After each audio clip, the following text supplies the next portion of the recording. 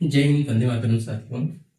साथियों, आज की क्लासेस इंपॉर्टेंट होने वाली है क्योंकि जो क्लास 10th की आपकी एग्जाम बोर्ड होने वाला है वो आपका 17 फरवरी से स्टार्ट है।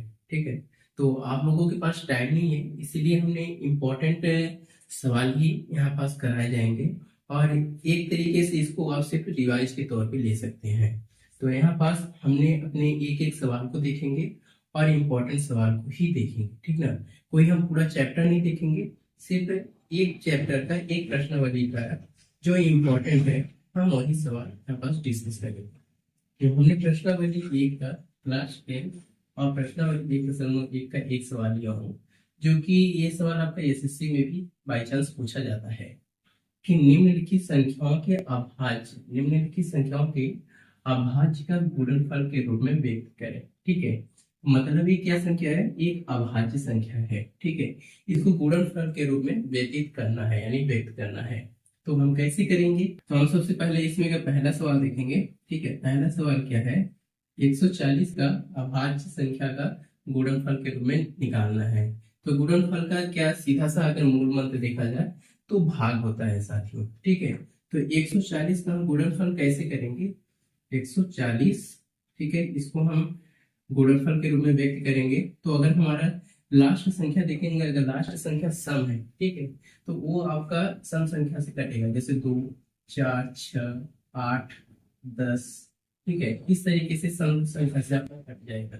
कौन सी संख्या कटेगा, अगर आपकी लास्ट में संख्या अगर 0 है या फिर 6 है या फिर 8 है या फिर 10 है या फिर 12 है या फिर मान लीजिए कोई भी सम संख्या, तो हम इसको 2 से पहले डिवाइड करते हैं। तो 2 से करते हैं तो 2 सत्ते 14 आ जाएगा, आए आपका 0 उतार लेते हैं। ठीक है, तो ये अब आपका किससे कटेगा, तो यहाँ पास देखते हैं, अगर हम 35 गुना 70 करते हैं तो हमारा यहाँ पास 35 आ जाएगा। ठीक है, अब यहाँ पास ये किससे कटेगा, तो 2 से तो नहीं कटेगा।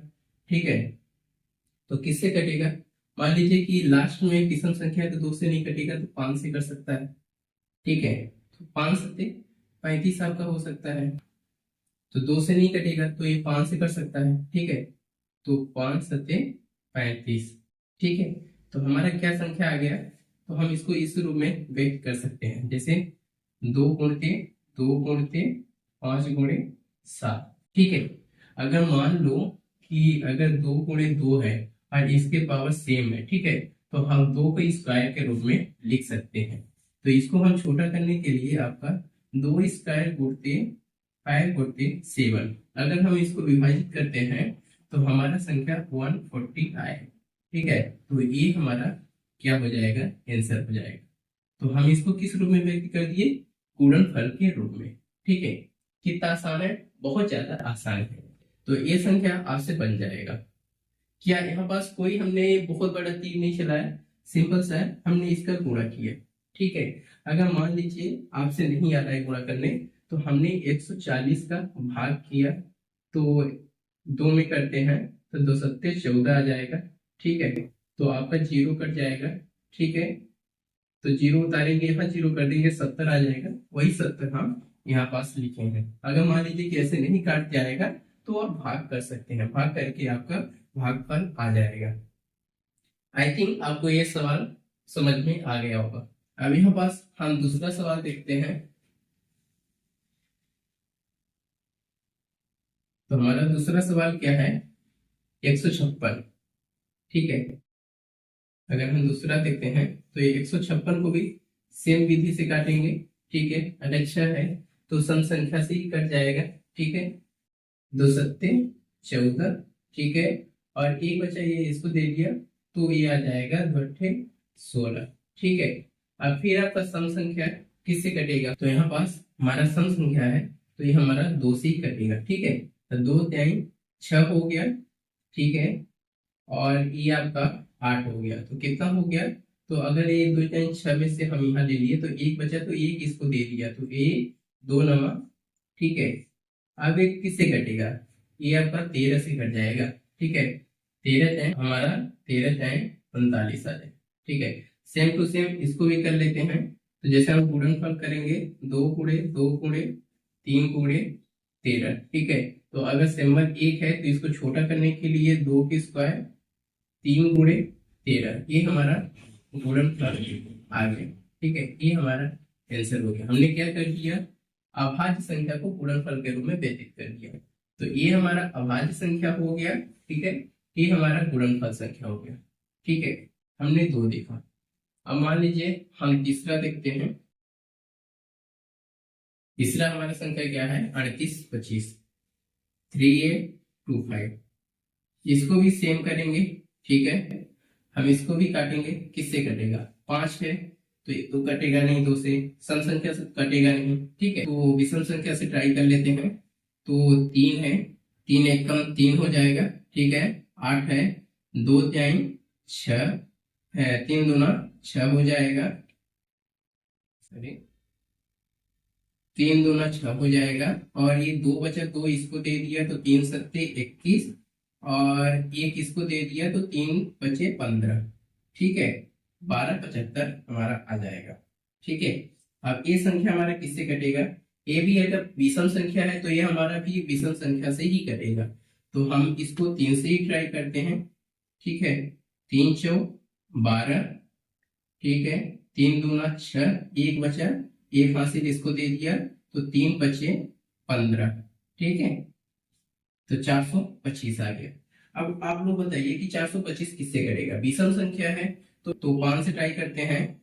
तो 40 है तो 8 पंचे 40, और ये 2 हासिल दे दिया यानी कि 25। 5 से कट जाएगा साथियों, तो ये हमारा कितना हो जाएगा, 40, 5 अठे 40। ठीक है, 2 दे दिया, एक 25 हो गया, तो 25, ये हमारा 85 हो गया। अब अगर मान लीजिए 85 है, ठीक है, तो ये हमारा किससे कटेगा, तो सीधा सा है, आपको भी पता है कि 17 पचे 85 होता है। ठीक है, तो 17 बचे 85 हमारा ये भागफल हो गया। अगर सेम टू सेम उसी तरह गुणनफल के रूप में अब इसको हम व्यतीत करते हैं, तो 3 गुणे 3 गुणे 5 गुणे 5 गुणे 70। ठीक है, तो अगर हम इसको छोटा करने के लिए करते हैं तो 1 1 है तो इसको हम स्क्वायर में कर देते हैं, 3 स्क्वायर गुणते 5 स्क्वायर। सेम टू सेम है तो सेम टू सेम कर देंगे। ठीक है, अब आपका 17, ये हमारा गुणनफल आ गया। ठीक है, अभाज्य संख्या से गुणनफल आ गया। अब हम क्या देखते हैं, संख्या नंबर 5। ठीक है, सेम टू सेम है साथियों, ये सवाल आपका बार बार एग्जाम में पूछे जाते हैं, इसलिए हम आपको यहाँ पास बता रहे हैं। ठीक है, तो अब इसके आगे क्या आएगा, नंबर चौथा देख लेते हैं। ठीक, नंबर 4 में क्या है, 5005। ठीक है, इसको भी हम व्यतीत करते हैं तो किससे कर सकते हैं, तो 5 से करते हैं क्योंकि 5 ही है। 5 एकम 5, 0 0 0 0 5। ठीक है, अब हम इसको कैसे व्यतीत कर सकते हैं, ठीक है, 1000 आ गया। ठीक है, अब अगर हम इसको, अब हम यहाँ पास देखते हैं, अब हम यहाँ पास देखते हैं क्या ये 5 से कटेगा, 5 से तो नहीं कटेगा, तो किससे कट जाएगा, मान लीजिए ये 7 से ट्राई करते हैं, तो 7 एकम 7। ठीक है, अब 3 बचा है, ये इसको दे दिया, 0 आ गया, तो 7 3 21 7 चौक 28, तो 7 चौक 28 हो गया। 2 इसको दे दिया, ठीक है, तो 7 3 21 हो गया।